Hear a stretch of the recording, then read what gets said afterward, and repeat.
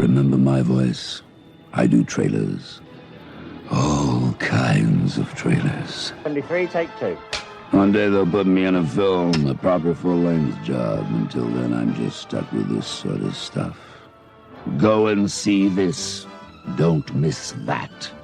The most terrifying thing you ever saw is coming to babysit for you tonight. All right, cut it there. Look, just read what's on the script, will you? What? The script. Other way up. Ready? Yes, yes. You flock to see brief encounters for the special... Close. Huh? Close Encounters. Close Encounters, the film. Oh, I never saw it. Well, forget that film. We're on about our film. Time Bandits. The what? Time Bandits, the one you are supposed to be promoting. Remember? You flocked to see Close Encounters for the special effects. You went to Superman to see a man fly. You went to Star Wars for the droids. You went... Now what? What's page 2, man? It's under page 1.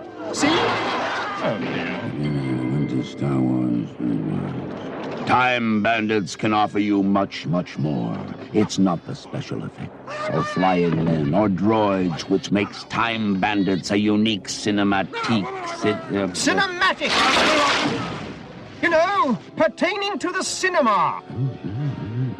Cinematic experience. It's the makeup. Yes, folks, you've never seen anything like it. Men made up to look like monsters. Monsters made up to look like men. Look-alike men made up to look different. Different men made up to look alike. No expense has been spared on the pan stick. No expense has been spared flying in the world's greatest makeup man. Just a minute. What about the plot? The what? The plot. What the film is about. Well, I haven't seen it, have I? Haven't seen it? You're sitting there telling millions of people to go and see a film you haven't even seen? Well, I can't see every film I do now, can I? Oh, wonderful. Terrific. Look, give me that. What are you doing? Taking over. You're out. O-U-T. Finished. Kaput. Finito. What about the trailer? I'll do it. Okay, are we ready? Sure. Okay.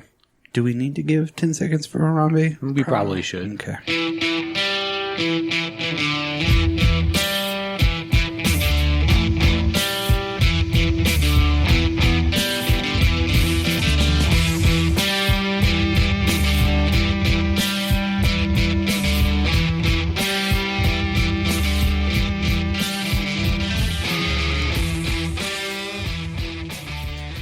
Welcome back, everybody, to your brand new Drop Culture podcast episode. This week, we are taking that little piece of drop culture or culture that you might have loved or missed and shine it up real nice and cram it in your ear holes. As we do every week. As every week. This week is extra special because these movies and this director has directly 100% influenced me in so many different ways. Absolutely. And not just the comedy aspect, but the fantasy aspect. This dude is legit. Everything that he's done, I am a 100% total fan. I did like the newest thing that he did. But to get on with it, it is Time Bandits. Yes. And Time Bandits was part of the Trilogy of Imagination. By Terry Gilliam. Terry Gilliam. And it's basically 3 movies. This is the first one, told from a child's perspective. Time Bandits. The second one is Brazil, middle-aged man. And then The Adventures of Baron Munchausen, which is the last. I didn't know that was a fucking trilogy, man. I actually didn't either until we started doing our research, and I was like, oh. Makes which total is fucking funny sense. because Brazil has been on our list for a long time. Yeah. Well before we ever thought of doing Time Bandits, actually. Correct. Yeah, I think Time Bandits just kind of came out in the last couple of weeks. We're like, hey, let's do that one. Because, again, we did Legend. If you listen back to a couple of episodes before, we did Legend with Tim Curry and Tom Cruise and Billy Barty and a whole bunch of people. Yeah. It was a good movie, and that was a really cool one. But this one was another one of those movies that just stuck. Absolutely. Every time I watch it, it's enjoyable. Terry Gilliam has got this camera style, especially in the 80s, that was just beautiful. It looked rustic, it looked grainy, it looked everything, but it was cinematic as fuck. Absolutely. The smoke that he used and everything, just the costumes, everything was fucking He fills great. the screen with so much stuff all the time. And he uses the screen accurately, Exactly. 100%, just like he did with Monty Python stuff. Because I know he's American. You know, Terry Gilliam is, I'm pretty sure. And he went to, he moved to England and, let me see. Yeah, he was American. He was born in America. Yeah. American-born British screenwriter and director. Terrence Vance Gilliam. That's fucking cool. He was the only one of the Monty Python that wasn't born Yep. in Britain. Yeah. But he did didn't he do all the directing and the titles? He directed the movies, everything like that. I mean, to add to his credit, I mean, you got the movies that we artists, The Fisher King. That movie, for some reason, has stuck with me so much too. I love it. Robin Williams does a fantastic job on that. 12 Monkeys. Come on. Fear and Loathing in Las Vegas. Enough said. Yeah. Brothers Grimm I watched, but I wasn't. watched it, but yeah. The Imaginarium of Dr. Parnassus was cool, but it was the way that they continued it after Heath Ledger passed away was pretty cool. Yeah, absolutely. You know, I wasn't really into it as much as I was those earlier ones right there. He's done so many different things, had so many different awards for stuff, and he's very outspoken in the way he does stuff. You know, I mean, he's somebody that you would really kind of almost trust in Hollywood to make a great movie. The last one, the Man Who Killed Don Quixote, just came out a couple of years ago, but he'd been working on that one for like 20 plus years. And finally it came out, and it's got, Darth Vader's grandson in it. And Jonathan Pryce, and it's actually, it's pretty decent. It's not one that I watch as much as these other ones, but well, let's get into that movie. Time Bandits. There's a couple of things that I really didn't know what happened to some of these people that were in it. It was written by Gilliam and Michael Palin. Yes. Michael Palin's funny as fuck, you know, I mean, he's in so much stuff. And I mean, obviously the imagination it takes to do a lot of these things. So obviously Palin also another Monty Python guy. Mm-hmm. Yep. But it has John Cleese in it. It's got, Ian Holm was in it. R.I.P. Rest in peace. Yes.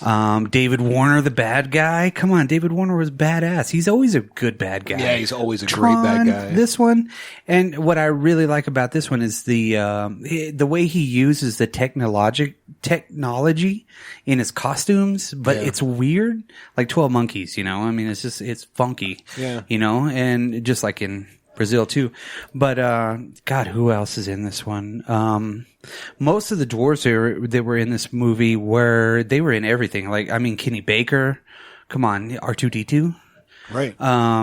God, was it Jack Purvis? Jack Purvis he was, I think, one of the Ewoks. So many people were everywhere at this time because that's in this age, you know, a lot of the people that, cause there was a big gap between Wizard of Oz and Star Wars, you know, right. So there wasn't really a lot of work. And then of course there was Willow, which a lot of these guys were in everything, you know, which is really cool. The main guy, Randall, I didn't know that he had shot himself. Oh, I did not either. He committed suicide. Really? Yeah, he was supposed to be on an episode of something. I forgot what it was, and he filmed for like 3 days, but tried to commit suicide while he was there. So they hired somebody else to do the job, right? Right. So then he was in his home in California, and he ended up shooting himself in the chest. Wow. I did not know that. That guy's face is so familiar to me. Because of Time Bandits, and he was a great actor. Oh, absolutely. He was on like L.A. Law, and God dang, what else was he on? He was on so many things. David Rappaport, I think. He was on The Wizard. Yes, the TV show. Yeah. Back in the day, like the action adventure kind of show. Yeah. I don't know how long that lasted, but I think it might have been 1 or 2 seasons or something like that. I liked it when I was a kid. I remember that. Yeah. No, he was such a great actor. And in this movie, I read that he kind of distanced himself and thought of himself as kind of like the leader naturally, and they all kind of took it out on him at one point. You know, he was it was a perfect leader for this. For some reason, he just reminds me, it's almost like he has a Phil Collins kind of a face. Yeah. You know, and it's That's just something about that just really, it's not necessarily the identify with it, but it's just something that I just remember so much of him, you know? Oh, I think it was Baywatch or something like that. No shit. That's what he was filming? Yeah. No, it was 1990. What the fuck? It wasn't fucking Baywatch. He was on Captain Planet. And he was only, L.A. Law, The Young Ones. Have you ever seen the British comedy, The Young Ones? Yeah, of course. And God, I mean, yeah, he was, he was all over the place.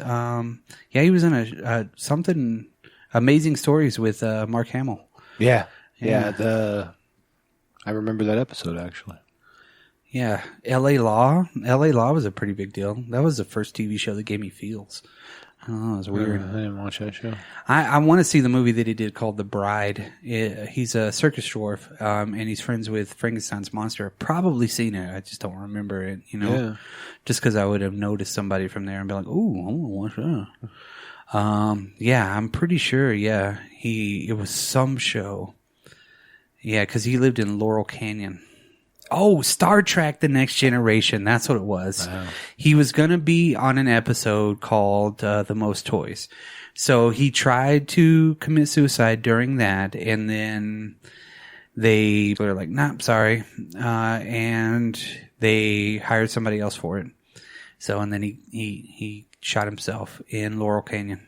Oh, wow. So I didn't know that either. I mean, it kind of sucks for him because he was such a great actor. And there's one other guy that's in this that has passed, and I think it was a Jack Purvis. Let me see. Nope, not Jack Purvis. There, God, who is it?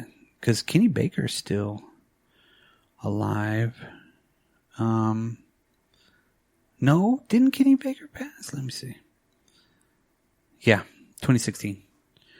So, besides having John Cleese as Robin Hood in this, Sean Connery actually fought for this. Yeah.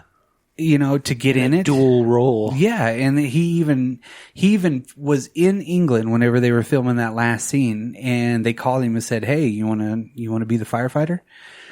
And he was like, "Yeah, that was my idea." And he was there doing something stupid, right? And then ended up walking on set and working for like 2 hours he kind of helped Gilliam out too, from what I read, that on the first day of filming with the younger kid, right? Mm-hmm. He basically was like, "Hey, you know, I'm only here for like a limited amount of time, so why don't you shoot my scenes first, and then you let this kid, because he's so starstruck." So he kind of instructed Gilliam a little bit and gave him a little bit of a breathing room, but with such a cool fucking thing for, you know, James Bond.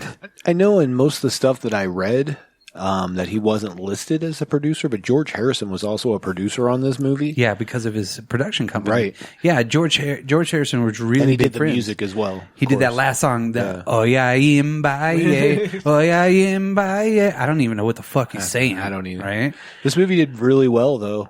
Yeah. $5 million budget, made like $42.4 million in the U.S. and Canada. So that's not even including the UK. Damn. Yeah. It's good. Did a fucking great job. Jack Purvis is the one that passed away too, because they were in talks to make a part 2 to this for a long time. Oh, really? Yep. I didn't know. But right now, Taika Waititi is attached to an Apple Plus. I remember we talked about that on one of the quick casts, I think. Time Bandits with Taika Waititi. It'd be fucking nuts, man. Be cool if Taika Waititi wasn't attached to everything right now. Yeah, absolutely. He's like the James Wan of 2020. He's on everything. Yeah. He's doing all the covers for all the comics. There's just tons of shit. He's like Wolverine of the Marvel Universe in comics. Yeah. Just attach his name to it. It'll sell fine. Yeah, it'll be okay. Right. Shelley Duvall, this was her first movie after The Shining, which was like a big traumatic experience for her. I don't like her very much as an actress. Don't get me wrong. I think she did well in The Shining, but I think it's mostly because Stanley Kubrick yelled at her all the time. Yeah, made her feel like she should have. Yeah. I mean, terrified. She fucking hated it. She was so stressed obviously out. she's over the top in this one, Yeah. a couple times. In the two parts, Yeah. we were pretty good with Michael Palin. Yeah. It's weird that they both showed up, but it's pretty cool that they had that, Absolutely. And in two big points in history, All right. Again, Ian Holm as Napoleon. Catherine Hellman, which was Smangela. That was Mona, right? Yeah. Smangela, Mona, Smona, Smonathan. But she was also in Brazil too. Yeah. Yeah.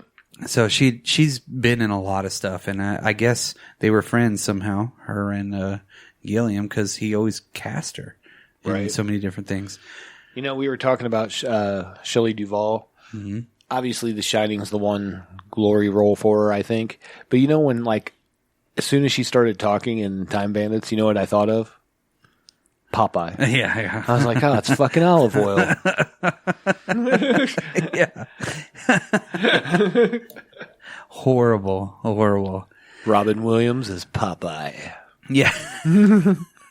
Well, I don't give a fuck. That guy can do whatever he wanted. Yeah, he can. He was good. Anyways, off track. That was my Shelley Duvall moment. We had Ralph Richardson was a supreme being. He was in a lot of stuff. Rollerball, Jesus. Yeah, the original Rollerball, right? Whoa, yeah. Peter Vaughn, Winston the Ogre. That's pretty crazy.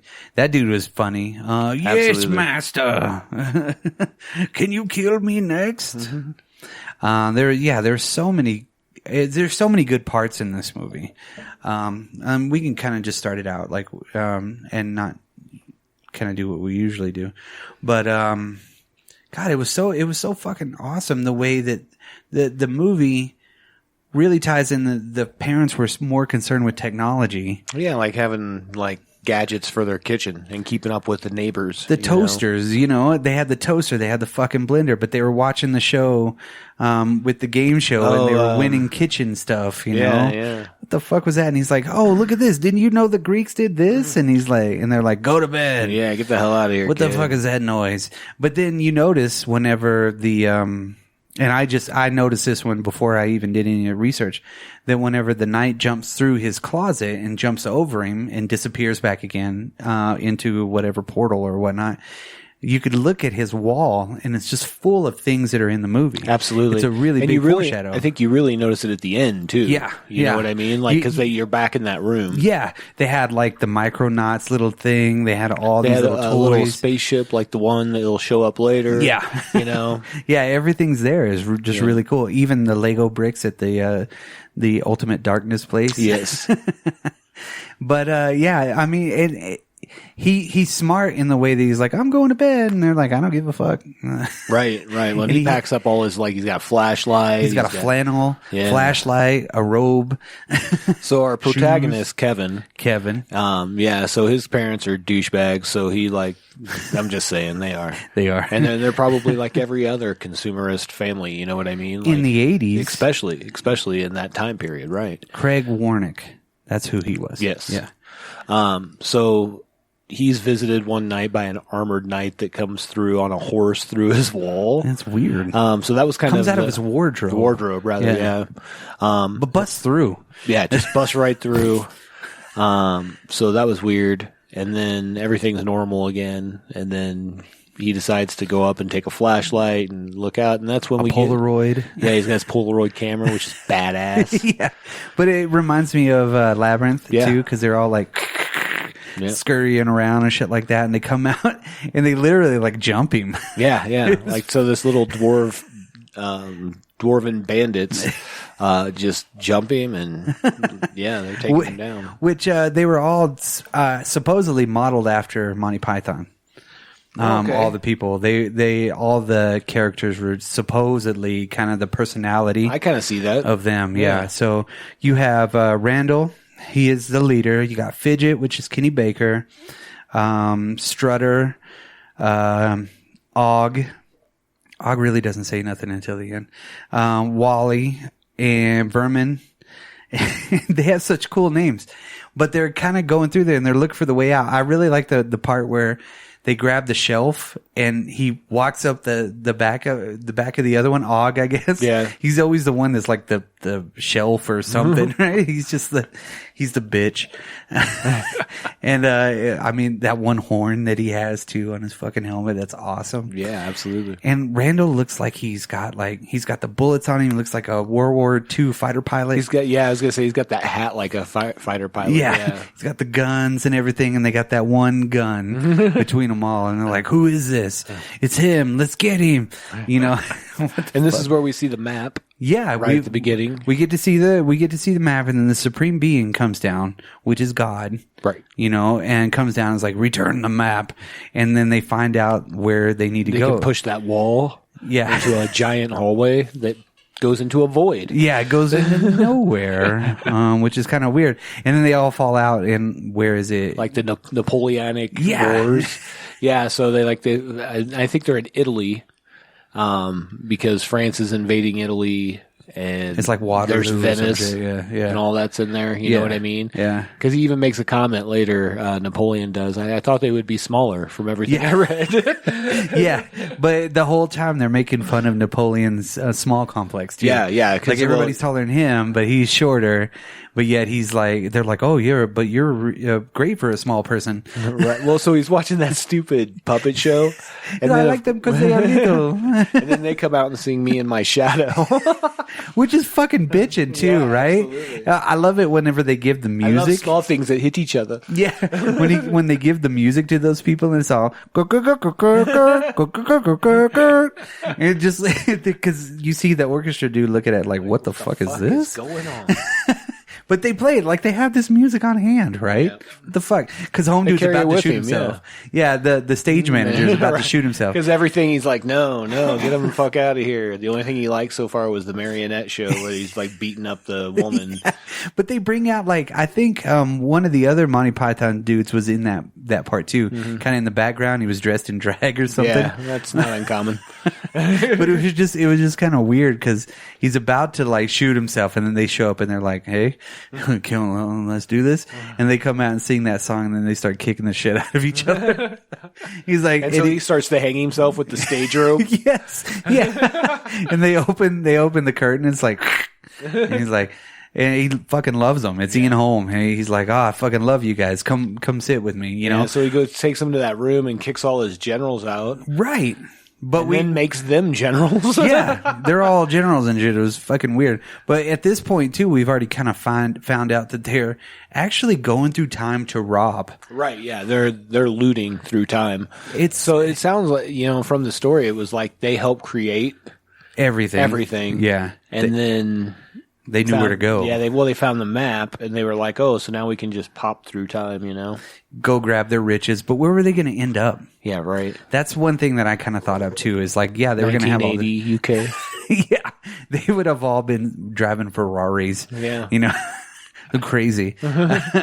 But yeah, I mean, shit, they fucking loot Napoleon. Yeah. They got the Mona Lisa. Smashed, though. He's drunk. Oh man, he's talking about how, you know, like all these leaders were 5'1" or 4'9". Supposedly Terry Gilliam was laughing so hard they had to kick him off set. I bet. Yeah, because he was laughing at Ian Holm so much. He was like, you got to get off the set so he can complete this fucking scene. Well, he passes out, and even Napoleon's got a gold hand. Right. You know? They just unscrew it, take it with him. Yeah, that one dude's eating a candle. You know? Yeah, I was like, what the fuck? And then they got... at first look, I was like, is he eating a bone? Yeah, what is that? Oh, it's a candle. Yep. That dude eats everything. Yes, he does. But they have all the general suits, and that one dude walks out to look for the door. Yeah. Right? And he's like, and they're all, attention! And they all look, and walks right by him and then fucking runs off and finds it. And he's like, all right, cool, let's go. So they load up that rug or whatnot. It was a tapestry from like the 600 AD or something. They're like, they rip that shit down, fill it with gold and riches, right? And then he about faces everybody except for that. That's going to work. Yeah. And they're just like, okay, let's go. And so they get all the way to the door and they end up in. Well, and at that point, the soldiers are chasing them. Yeah. So, they go through the portal. The portal disappears, and then all the guys run into each other as they would in a Monty Python show. Yeah. Like, well, they land on Shelley Duvall and Michael Palin in their first, the pansies, right? Yes, in their horse-drawn carriage. Yeah.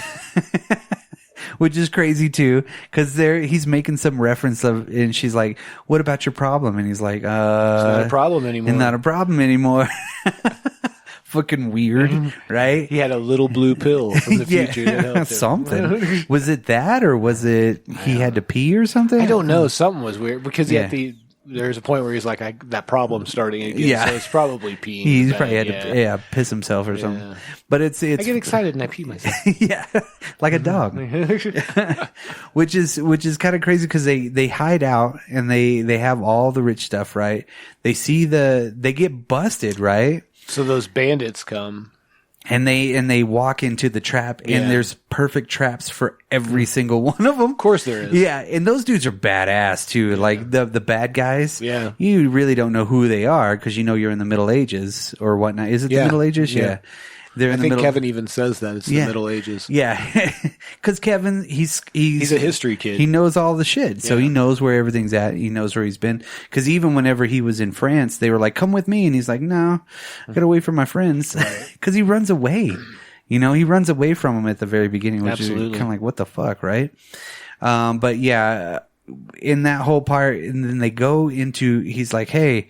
When he's want to meet the boss. Yeah, whenever he's upside down, he's like, "Do you steal from kids?" And he's like, "Any chance we get." So like, all right, you're cool with us, right? So they're invited to their gang. They end up in Sherwood Forest. Yes. Yeah. With John Cleese as Robin Hood. Yeah, Have you met the pole? Have you met them? Who? The pole.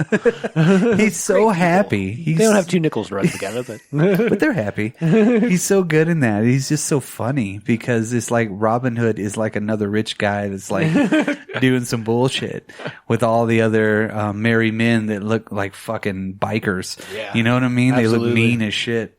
But he's like, "Here you go. We got all this loot," and he's like, "All right, cool. Let's give it to the poor." And they're like, what did you say? That's all of our rich stuff. Well, what's funny is the funniest part of that whole deal is whenever they're giving them a piece of that, the one dude just fucking punches them, lays them out. He's like, he's out, "Here you go, jolly good." And he's like, they stop him at one point and he's like, "Oh, okay, not so hard." And he's like, he just fucking waylaying everybody after they get some fucking gold. Absolutely. It was As fucking, you do. Yeah, it was awesome. So they get to take off, right? This is where the storm happens too, right? Right. So they're in the middle of the storm and they end up going, cause I know there was a scene that they had cut out. I don't know if they filmed it. It was like a bank robbery in the 22nd century or some shit like that.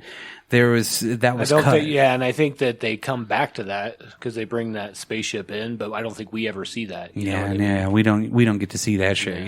Yeah. So after they do leave there, they end up on a giant boat, right? Yeah, yeah. But we find out it's the Titanic. But how did they get fitted for suits? The ticket didn't say "get off before the iceberg." You're right. Yeah.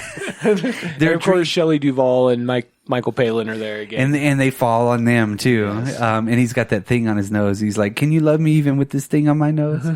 She's like, "Yes." And then then his hair falls off and she freaks the fuck out. Right. But how did they get fitted for suits on the ship? Was there tailors on the ship? I don't know. Probably. The creator provided them. Yeah, something, So Randall's drinking his fucking champagne and shit, right? Smoking a cigar, and Kevin's like, and you find out it's the fucking Titanic. Right. And then they're in the middle of the fucking Atlantic Ocean on a board or some shit like that. And that's when Og, Oddly enough, very similar to the scene from Titanic. Yeah. Where they're on the door or whatever. Yeah, whatever the fuck that was. Yeah, it was a piece of the ship. Yeah. It was a wooden piece of something. But that's when we get to actually meet the ultimate evil too. Yes. Because we get to see him watching he's causing the storm with his finger or whatever. Yeah. And the scrying. Yeah, so he actually has like his what he wants to do with the world because nobody understands technology, VCRs. He's all about computers. Yeah, Tell me again about computers. Yeah, like it's a personal computer that you keep at home that does calculations. He's like, oh, tell me more. But that whole part too, when that one dude like questions him too, he's like, but if you were, and he's like, explodes the one dude, and the other guy's, well, if you, because he actually is nice to him. He's like, oh, thank you, master. And he's like, wait a minute. And then he fucking explodes him too. So you have Benson and you have the other guy left, the one dude with the horn, and they're wearing the plastic suits. And Benson's it's like, weird, look, master. And then he influences Og to start talking. Right. He's like, and then Randall's like, if you believe in it, we'll go there. And then they go into some weird time warp thing. And that's where Kevin gets separated. Mm-hmm. Yeah. And he goes, well, no, because they got separated because he took the wrong door. That's right. You're right. Yeah, he took the wrong door during the storm. Correct. And that's what I was saying after the storm, yeah. Yeah. And so we might be getting it mixed up. It's all right. It doesn't matter. But yeah, he lands in Macedonia. Yeah. What the fuck, right? So he's in Macedonia and he's having the time of his fucking life with Sean Connery. Sean Connery is like totally cool. He's like, he helped me kill him. You know, after he's getting the shit kicked out of him by some weird... The Minotaur. Yeah. Yeah, because that's Agamemnon or whatever his name is. Agamemnon from Greek mythology. Yeah. So he's like, oh, well, that's cool. Come to my house, you know, come hang out with me. And then he gets accolades and he has this big old banquet and shit like that. He's like, do you want to stay here? While he's taking fucking Polaroids. Right. He's taking these Polaroids and Sean Connery's like, oh, so you want some fruit? What? Well, yeah. And I mean, we get so far as like they're getting ready to have this celebration. Yeah. And he's about to name him, like he names him as his son and heir to his throne. Yeah, no shit. And then these dick ass dwarves show up. You know what I mean? And they're like, oh, we're stealing you. Because they come in like the circus acrobats. They do the dances and shit. And they're like, come on. And they grab his crown. They grab all the jewels. They grab everything right in front of them. And then it's like, okay, what time is it? All right, cool. And they lift up the deal and they're gone. Right. And that's all you see. And so now they're back together with Kevin. Yeah, they're back together with Kevin. That's when they're on the Titanic. Yes. Yep. Because during the storm, he takes the wrong door. And then they go through the other door because it shuts right after him. Then they're on the Titanic, and that's when they end up going into the time of legends. So whenever they're going into that time warp and time of legends, it shows them in reverse, and then it shows them falling into the water. Like, Gilliam's got something with that, too, because even in Baron Munchausen, they kind of do the same thing, you know, which is really cool. That another callback to Time Bandits from that movie, Baron Munchausen, was the stage dude. Yeah. You know, so it was a really big callback to that part of it, which is really funny. Absolutely. And then, you know, they end up in the water, and that's when you got the ogre and his wife, which is so funny. He's like, oh, my back. He can't stretch. He can't cough. She's like, listen, dear, have your elixir. She's making him some stuff, and he's like, ugh. Yeah, he can't yawn. He can't do anything. And remember your salve. And he's got to put the cream on his arm. He's talking about the good old days of being Mona, a bad, right? Talking about being a good ogre back in the day. He goes out there and just casts his net one time and he catches every single one of them. Yeah, as you would. Yeah, and then he can't lift it up because his back's all fucked up, right? Right. So Mona comes in and is like, yoink, pulls them all on. Oh, what are they? Looks like breakfast. So they're going to eat all of them for breakfast. Perfect. Yeah, he was tired of prawns. Yes. The prawns every day. This part was actually pretty funny. I kind of laughed a lot through this part. Yeah, always. It's like how would an ogre live in real life? I mean, what do they do in the interim period? Right. You know, which is pretty funny. Is like they have that dialogue, the husband and wife dialogue, and they have everything just pretty funny. You know, Reminded me a lot of, and obviously this was prior to, but the husband and wife from Princess Bride. yeah, Billy Crystal. Billy Crystal, Yeah. and what's her nuts? Yep. Yeah, What's her nuts? That's it. Yeah, what's her nuts? She's an actress. She's in a lot of stuff. Yeah. Mostly playing Mrs. What's Her Nuts. Yeah, Mrs. What's Her Nuts. But they trick the ogre basically. They kind of outsmart him, right? Because they start pulling his back because he can't lift him up. He lifts him up and he's like, he tries to lift another. He just gets he just can't do it because of his back. And then they're like, hey, we can help you. Kevin's smart in the way that he really does figure out a lot of the things. Absolutely. So he's technically the leader of the Time Bandits anyway. Right. Inadvertently, which is pretty funny. Even though Randall thinks he's still the leader and everything. So they're still in their white suits and everything, and they end up throwing him overboard. He's like, oh my God, I feel so much better. I can breathe. I can cough. And Mona comes out, right? And she's like, what the fuck is going on? And literally they had to kick her overboard because they're all hiding in the pot. Right. So then they get on the boat, and because the ogre breathes out really big and sets sail for them. Yep. And blows them on course, right? So I guess Randall knew where they were going even on the water. He was a good navigator, I guess. I don't know what the fuck. He was like, if we keep going this way, we're going to end where we need to, the Fortress of Ultimate Darkness. Yeah, I was going to say, well, they got there. Yeah. Well, I like how that was just such a weird part too, because the giant comes out of the fucking water. Yeah. And it's on his head, right? And they're hitting it with the fucking deal. They're just like, what the fuck? This thing won't. And Kevin's like, wait a minute. They got sleeping potion. So they inject him with it. They stick it in his head. He's like, oh. But what's really funny about that one too is that in the when he's coming out of the water finally, and you have those little bitty weird creatures that are right there, and he ends up crushing them. So he's still walking. He's just like, ugh. He sits down, and they actually get away because they're trying to be quiet so they don't wake him up, right? Like you could wake that dude up. I guess it was a lot of fucking sleeping potion, but it didn't look like it. No. Not for that size of a dude, you wouldn't think. Yeah, unless it was like badass. But I guess an ogre needs more sleeping potion. Yeah, as much for a giant. Especially when he's got a bad back. Right. A few painkillers in there. A few painkillers on cocktail. On a wooden bed. No wonder he's got a bad back. He's a sleep number bed. That's right. Sleep number straw. That's what he had. Yeah. He's a 93. So they not a sponsor of the show. Not a sponsor of the show. So whenever they're actually in nothing, because they have these weird creature bones and shit. Yeah. And then when they hit the fucking glass deal, they're like, and like Kenny Baker's is like rubbing his nose back and forth on it, like.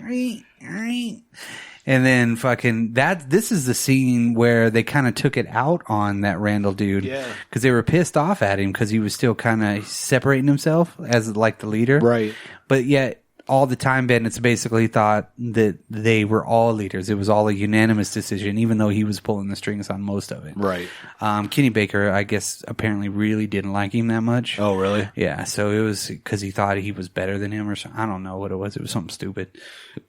Excuse me. And so basically, he throws the fucking skull, and it explodes the glass wall. Right. So there's the Fortress of Ultimate Darkness, which was a great miniature. I thought the effects in that one was really cool. You could tell it's a miniature, and even whenever they're walking, and you can kind of barely see them kind of walking up to it, it doesn't fucking matter in this movie. The effects in this movie were so timid. In a way that they weren't overt. They weren't trying to create this fucking massive badass thing, even though they did. You knew it was a miniature. It was pretty cool. It looked like a model almost. Again, they made this movie for $5 million. It's crazy. It's crazy. They get in there. Don't see at this point too, when they're kind of going through everything. This is where I think I had to I stopped it at this point. For the first time I was watching it through. Okay. So they get in there, and I mean, David Warner's still fucking being an ultimate badass. Yeah, so they think they're going to get this like ultimate item. Yeah, because Og keeps leading them on, Yeah. right? And then, but of course, they're really led there so that evil can steal the map from him. Mm-hmm. Because he wants the Supreme Being's map of all these little So he can influence creation in his own with way. computers. Yeah. Whatever. Computers and microchips. Yes. Cell phone telephones. This is where they get through it, then they're in that weird maze. Yes. Yeah, and they start running towards it, and they get up there because he's like, Mom, Dad, and Kevin's smart. He's like, it's a trap. But they're like, fuck it. They end up trapped in some locked cages up suspended. Above what? I don't know. Nothingness. A bottomless pit. Yeah, it was nothingness. Yeah. The one dude grabs the rat, the one that was eating the candle. Yeah. He's like, you want some? Might not get anything else. Might be the last of it. But then home dude gets up there. What's his name? Wally gets up to the top. He climbs to the top and cuts like every piece of fucking rope off that thing. Yes. To where there's like literally nothing there. And then they do the little swing thing, which is fucking awesome. You know, to think that they really thought, oh, we're going to do this. And it fucking worked perfectly to get them over. It got Wally over, or the home dude first. What was it? Strutter. Got Strutter over first. He was the one that wears the glasses. Then Wally goes over. He hangs out. They throw it down. They even had fucking perfect little things to slide down while Strutter was holding on at the end. It was like, ugh. And then Wally almost dies. Right. He falls down, and they're like, yay, Wally. So they actually make it, right? They pull it back up, and he's there, yeah. Yeah. He's keep pulling. Mm-hmm. So then they're like, well, let's split up. Well, Kevin leads the people that are chasing him away, yeah, so that they can get out. But unfortunately, Kevin also still has the map, yeah, and so he confronts evil again, yeah, who tricked him, and then he just makes the map appear in his hand, it's just gone. And he's about to burn it, right? Yeah. And then what's his nuts? Benson gets turned into a dog to watch the map, right? Because they had to steal it back, right? Before those weird Minotaur-looking creatures went after him. Right. The weird sounds that they make. And so... They were crazy looking. Yeah, I know. This is fucking badass. It was just nuts. So they end up actually... David Warner gets all this stuff. He's about to burn it. And he's like, no, you're not. And then it appears in his hand. It's like, what the fuck? Could have just done that the whole time. Yeah. But then they come back to save the day because Home Dude's a pig at that point too. Yeah, dude turns him into a pig. Evil turns him into a pig. And then he kills all of his other friends. He's like, Benson, it's your turn, because he's about to burn it, right? And he fucking blows him up, blows the other dude up, fucking just with the wave of his hand, right? Right. And then that's when you get the cowboys in India. The cowboys. You get the tank. The tank. You get the gladiators. The knights, right? The knights. Yeah. God, yeah, you get the archers. You get the one dude comes down the spaceship. Yeah. He comes down in the fucking Micronauts thing. Yeah. But you notice at this point, too, that it's Legos everywhere. It's an actual Lego place. That's why it looks fake. Right. Which is really pretty cool, the imagination of that part of it, you know? Right. Because you're in Kevin's imagination, supposedly, I guess. Something like that. You think. You would think, right? Right. But... Yeah, David. Well, doesn't the Evil just kicks all of their asses though? Yeah. And at the end, at first, he lets those cowboys lasso him. Yeah, that was the coolest scene because he starts spinning around, and of course they're spinning around. Yeah, and then that thing comes out the top of his head, which at first I thought was like a carousel. Yeah, exactly. Well, because they're playing carousel music. Out. Yeah. And cuts. Yeah, so that was really fucking. But they all awesome. Fly in the same spot. They're like, "Aye." As they would, because as the rope came by, right? Yeah. Because that didn't move, but he moved. And that was a pretty cool looking deal with his face cast and everything like that, and thing coming out of his head. Because his helmet was pretty cool.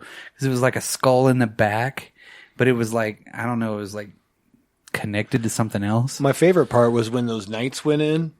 And then they don't really show a lot of it, but then like they show the knights on the spears like stacked up and shit, and I'm like, damn. Yeah, he gets all that evil. Yeah, even the archers too, like shoot at him, and he turns into a pincushion. Yeah, and then he blows it back and kills them, but it doesn't get Kenny Baker, right? Because he's up at the top. He's like, ah. So then, fucking the pig runs away. I guess it was Og or whatnot. He runs away, and then all of a sudden, he like just turns into fucking like a piece of charcoal, doesn't he? It's like all of a sudden he's about to fucking take over everything. He's about to finish his evil plan. But that's when the Supreme Being comes down. Exactly, and yeah. He's like, turns him into a fucking piece of burnt fucking toast, right? Right. Explodes him, and he's like, all right, guys, get to work. Pick up all this shit. Yeah, so basically they have to pick up all the concentrated evil. It's pure concentrated evil. Right. And if anybody touches it, they would all, pretty much combust, explode. And I love the Supreme Being's like, that's like asking why is there evil? And Kevin's like, yeah, so why is there evil? Yeah, because again, he's just like, what the fuck, man? Exactly. If you're God, why did you create this shit, Which the whole everything, those guys coming in, but then all of a sudden they're like, oh, we're sorry, can we come back to work for you? And he's like, this is and he even says, no, I gave you the map. Yeah. I did this all part of my plan. Yeah. That went pretty well. He kind of wanted to see how it would go. Yeah. But then he hires them back at 19% less than what they were making before. How does that work when you're working for the Supreme Being? I know, right? Where are you spending this money at? Yeah. Were you buying hot dogs? I don't know what the fuck. But then they're like, all right, cool. And then they leave him there. Yeah. They leave Kevin there, and then he wakes up. Well, no. Before he wakes up, under the tank, we see the one piece of concentrated evil that's left. Yeah. And it starts smoking. Yeah. And then all of a sudden Kevin's in bed at home and there's still smoke around him. We find out that his house is on fucking fire. Yeah. They come rescue him. The firefighters bust in and grab him. And, of course, the firefighter Sean Connery, who was the king in the King of Macedonia. Greek, yeah. Ancient Greek. He was the king of Greek yogurt. Well, yeah, but it was basically the technology that caused the fire. Well, and my favorite part is, of course, the end. Inside their cooking machine that caused the fire is, of course, this last piece of, evil incarnate. Yeah. And Kevin even tells his douchebag parents, don't touch it. Yeah, don't touch it. So what do? They touch it at the same time because they're douchebags. And then they explode. So the ending of this movie... He's left an orphan. His house is burnt down. He's got nothing. He's got nothing. What the fuck? Sean Connery gives him a wink and goes off, And he at that point, probably feels a little crazy, but he pulls out those Polaroids, and he can see, I was actually there. That was real. Places. Yeah, everything was fucking actually legit real. Mm-hmm. Which then it takes off and it backs up and it goes all the way into space, and then God wraps up the map. Yep. And then all the George Harrison you want. Supposedly in that song it's like digs at Terry Gilliam because he got mad at him. At George Harrison? No, George Harrison got mad at Terry Gilliam. Oh, okay. He didn't want that song in there. Terry Gilliam didn't. Oh. But he was like, well, yeah, you gave us the $5 million for this. Cause they I think they put up their building or something like that for their production company. Okay. Yeah, he threw in some digs in there. I was trying to listen for it. Really? Yeah. Cause he really was kind of mad at him because of something, so yeah. I had no idea. Yeah. I didn't know a lot of this stuff. You know what I mean? Like, it's Handmade Films. Yeah. And then Handmade Films was started by Harrison and Dennis O'Brien. And they didn't really do a lot of stuff. Cause they had a lot of bombs, I guess.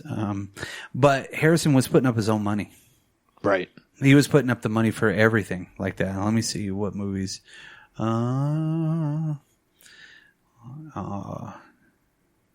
he did it's called Dream Away in the closing credits. It was the most successful film out of all of that, it earned the $35 million in the U.S. in 10 weeks. But then he was the executive producer on Mona Lisa, Shanghai Surprise with Nail and I. Handmade Films did a lot of stuff. Well, they did, of course, Life of Brian. Right. And Venom. What the fuck? What? Yeah, no, not the new one. I was like, what? No. Huh? It was an old one. I remember Marvel Comics made a comic of this. Yeah. Time Bandits. Like, it was like right 82, I think. I think it's a great story that they could really have done really cool stuff. Oh, shit. He did Nuns on the Run. Lock, Stock, and Two Smoking Barrels. Well, there you go. Works with cool English people. Yeah. Actually did some pretty cool. Those are the biggest ones, really, out of everything.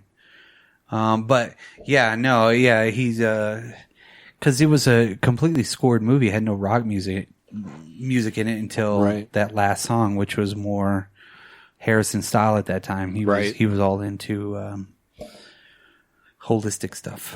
Yes. I guess that's the best way to put it. But yeah, the movie fucking totally ruled. Really did. I love this movie. Every time I watch it, I'm like, man, this fucking movie is great. Well, and having Peter Bizou as a cinematographer sure didn't hurt anything. I mean, if you guys aren't familiar with him, he did The Wall. He did Life of Brian, of course.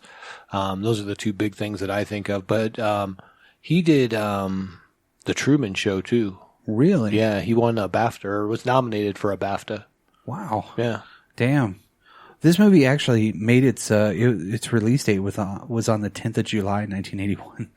Yeah. Why are we doing these like this? And how does this happen? Is that right? Yes. Yeah. I thought it was like November or something. 10th of July, 1981 in the United Kingdom. November. 6th of November, 81 in the United States. There you go. Go. Hey, we'll take it. Home country. We nail it. I don't know how we pick these things and then we're like, oh, this will probably be coming out right about then. Huh, that's crazy. Based on our schedule. Yeah, based on the way the schedule goes. Pretty close. Yeah. Damn, yeah. He did a lot of Mississippi Burning, that dude. Yeah, he won an Oscar for that one, I believe. Yeah. The Road to Wellville? Yeah. Yeah, that was a crazy movie too. I like him. I like him as a cinematographer. Yeah. The words are hard. Words are hard when you're a guy that does a podcast twice a week. Well, yeah, right. We talk into a microphone for a while. No, I thought this movie and Willow really do kind of. I know they don't belong in the same anything, but they're two of those movies that came out about that time. They were just totally on the radar, 100% awesome. You know, it was so campy, and that was the first taste of Terry Gilliam that most of us had. Yeah, except for Monty Python. But even in Monty Python, he was really the animator. Yeah, so all those animation scenes, that was really where he started. He wasn't even credited as part of Monty Python at first. No, it was later because he did some of the acting in it, maybe a little bit. But not many, and I know that he really wasn't in the movies that much. If he was, seldom, like smaller parts. Yeah, he'd have small things because they did a lot of having to do 3 or 4 parts, just to have. Yeah, to have enough people. Yeah, but he was never a principal. No, in any of the movies. Yeah, just like John Cleese was or something. But John Cleese was technically kind of like the leader. Even though he wasn't an original member. Yeah. Yeah. And that's the thing. And that's how the Time Bandits, Randall was like him and Terry Gilliam was the dude that ate everything. Right. It was like the trashy dude that didn't really say much. It was kind of there. That's how they kind of put it. And he probably, if you think about, Monty Python wouldn't have been what it was without Terry Gilliam, obviously. No, not at all. Yeah. But he wasn't part of that original crew, so maybe in his storytelling, it's a little bit about him. Yeah. Yeah. I don't know. Yeah, and it's the way that he sees it. Not that, because he didn't think that, Kevin didn't think that he was the leader ever. No. It was like he saw it from that perspective, and this being the progression of man in the imagination. and it was always shot at that lower level. So you had like these larger than life figures, even though they were shorter than everybody else, you know? Right. Which just it made it interesting. And then having dwarves be in it along with the kid, you know, to kind of have that kind of on par. Right. Well, the one guy even says he's bigger than all of us. Yeah. You know? Yeah, but he's weaker than everybody. Right. I don't But he's know. smarter than everybody. Yeah, of course. Yeah. February 82 is whenever they did the comic book. Okay. I thought it was like the next year. I never got to read it though. I kind of want to now. I'm trying to think where they kind of say. Oh yeah, here it is. The nice one, Fidget, is said to represent Palin. Okay. The self-appointed leader, Randall Cleese. The acrobic one is Strutter. Eric Idle, the quiet one. Og, the one that doesn't really talk. Mm-hmm. Graham Chapman, the noisy rebel. Wally. Terry Jones, and the nasty, filthy-loving one, Vermin, is Gilliam himself. So, real quick on that. So, Eric Idle was the one that doesn't talk. And you know what makes me think how crazy that is? Do you remember his role in Transformers? Yeah. That's all he did was talk. That's all he does, talk nonstop. Yeah. That's weird. Yeah, but he's. I guess it was different back in the day. I don't know what it was, because Transformers came out only like 2 years after this. I think it was like 84, 85. Yeah, I would say 4 or 5 years. Yeah, so it wasn't that 3 or much 4 longer. years, yeah, something. Yeah. Math. So yeah, they probably were making it at that point. They're drawing. Overall, though, this movie is fucking bitching. Yeah, I'll be honest. I thought it held up really well. And it's such a weird. I didn't remember the ending, where he's just like a homeless orphan. Yeah, he just ends up with nothing. It's like, well, but you're on your own, kid. What he has is that knowledge that he gained. You know what I mean? Yeah, that he went through it, thing. And that was, I guess, maybe the supreme being's ultimate purpose was to follow him. Because if Gilliam's looking at this as a trilogy, he was following the lives of different people that he put in those situations. Right. Just like the dude from Brazil and everything like that. Because Brazil comes in and it's a technological world that is still set in maybe the 30s or something. I don't know. It's fucking weird. And I think I was wrong. Cleese was one of those original members. Okay. Of Monty Python. Yeah. I think I said that earlier and I said it wrong. Yeah. Because I think Cleese was the one that originally met Gilliam and they hit it off. Started writing together. Yeah, I guess. I don't know. Probably. Monty Python troupe. But yeah, it's kind of interesting. This will be the first in a series of 3 movies. I'm excited. And actually, I like all 3 of these movies. So, yeah, I would give this at least 4.5 dwarves out of, 5. Yeah, me too. Yeah. I don't know how big a half a dwarf is, but I would give it 5 ultimate beings. Ooh. Out of 5. Supreme beings? Yeah, supreme beings out of 5. Oh. Just because it's fucking kick-ass. It is good. Every time I watch this movie, I fucking enjoy it. Yeah, I absolutely enjoyed it. It's definitely it's thought-provoking in a simple way, I guess. Yeah. Which I thought was kind of cool. Yeah, it was very imaginative. The kid's imagination, you have ogres, giants, fucking. The only thing he didn't have is like a wizard. True. I mean, evil was kind of that way. He was a wizard. Yeah. Yeah. Well, and you had the guy that played the wizard from Michael Rappaport. Yeah, it was Michael Rappaport. Yeah. He's like, yo, I'm Michael Rappaport. What do you mean? I wear like an extra, like, I wear a size 11s and I got a size 12 and a half because of all the money I got in my shoe. I'm Michael Rappaport. Or David Rappaport was the wizard from TV. So there you go. Oh, that's So right. you did have a wizard. Oh my God. He was a wizard. Glad I could help. The biggest thing they had to overcome was Shelley Duvall talking. Ugh. Yeah. She's like, oh no. No, I wonder how many Polaroid cameras got sold because of this movie. 2. You think so? It did really well, dude. Well, this one was one of the original ones because it was a foldaway. Yeah. Yeah, it was one of the first like Land Cruiser cameras, or whatever the fuck they call them. They land cameras, I think.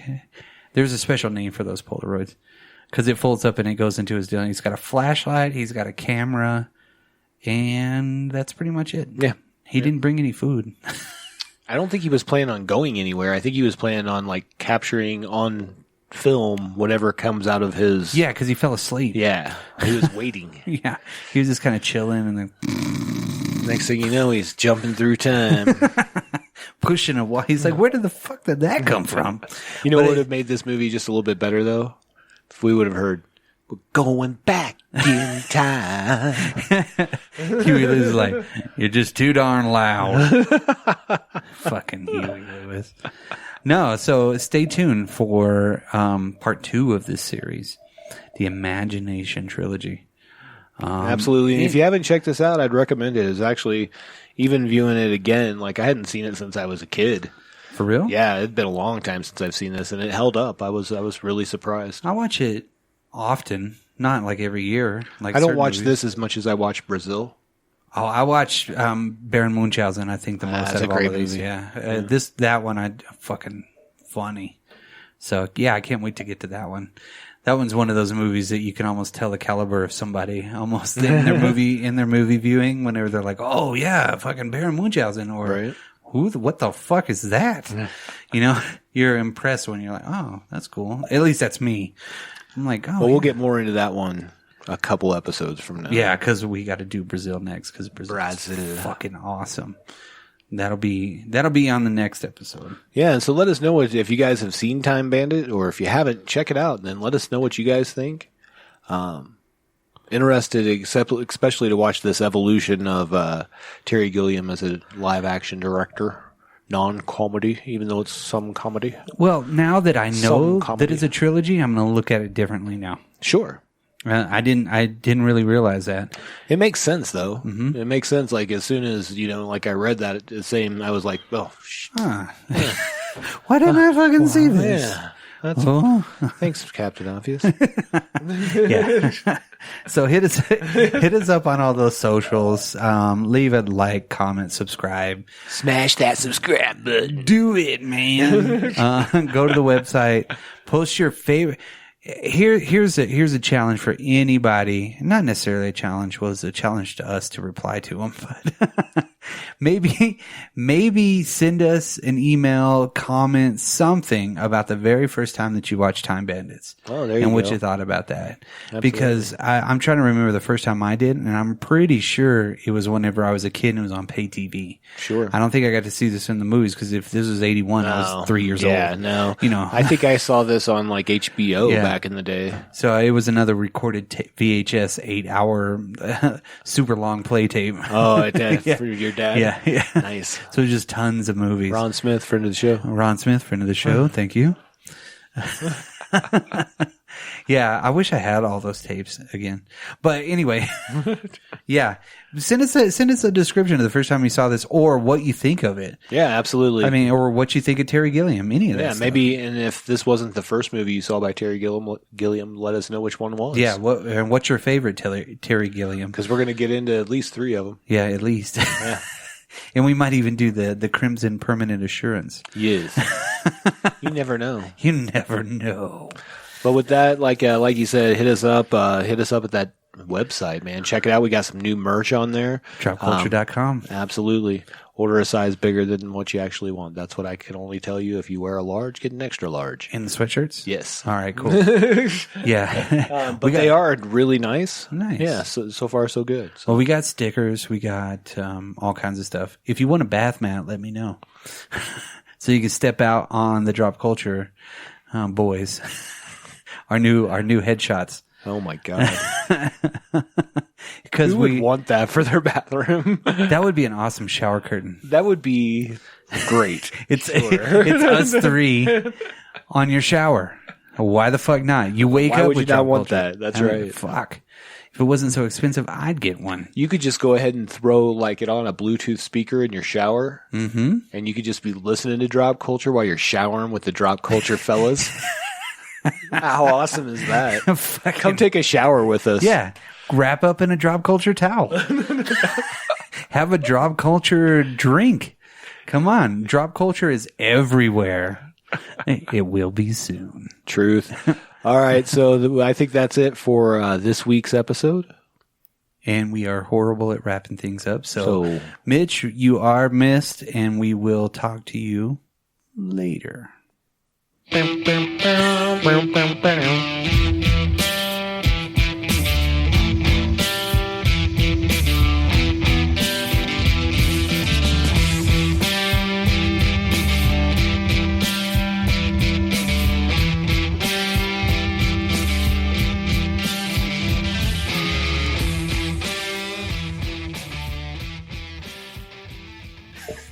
I swear to God, it feels like I could just talk into the mic all day. I know. No stopping.